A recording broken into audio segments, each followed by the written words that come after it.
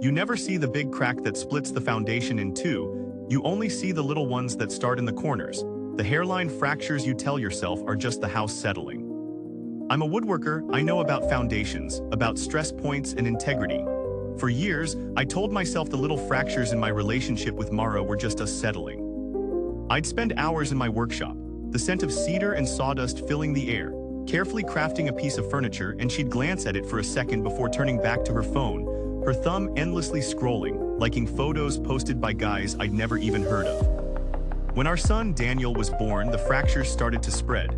I'd be up with him at 3 in the morning, and I'd see her phone light up with notifications, a dozen little hearts from a dozen different men, all for a selfie she'd posted while I was changing a diaper.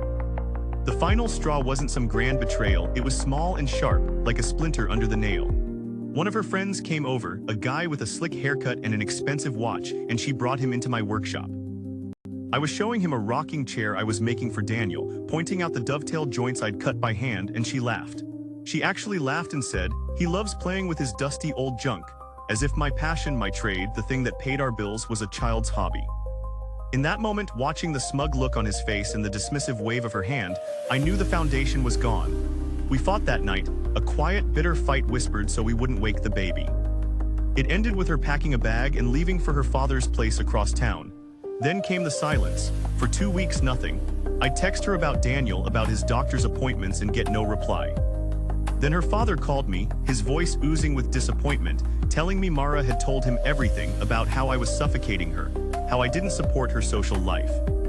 One of her male friends even sent me a long, rambling message threatening to call Child Protective Services, claiming I was an unfit father.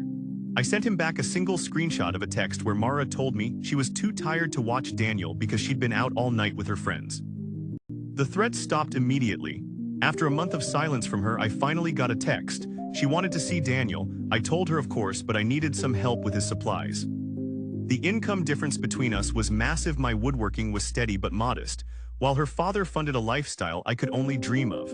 I told her I'd pack his diaper bag with everything he needed, but if she could just help with the cost of formula and diapers, it would make a huge difference. Her reply came back almost instantly. It was cold and arrogant. She said she wouldn't give me a single dollar, that she would buy her own things for him when he was with her, and that I was on my own. It was meant to be a power move, a final twist of the knife to show me how little she needed me. I just replied, "Okay, I understand." What she didn't know was that I had spent the last month not just caring for our son, but also gathering documents. Every receipt, every bank statement, every ignored text message. The day after her father called me, I had quietly walked into the county courthouse and filed for official child support. The process was slow, but I was methodical. For the next 2 months, a strange thing happened. A small, almost insulting amount of money would appear in my bank account at the start of each week. It was from her, a guilt payment, I assumed.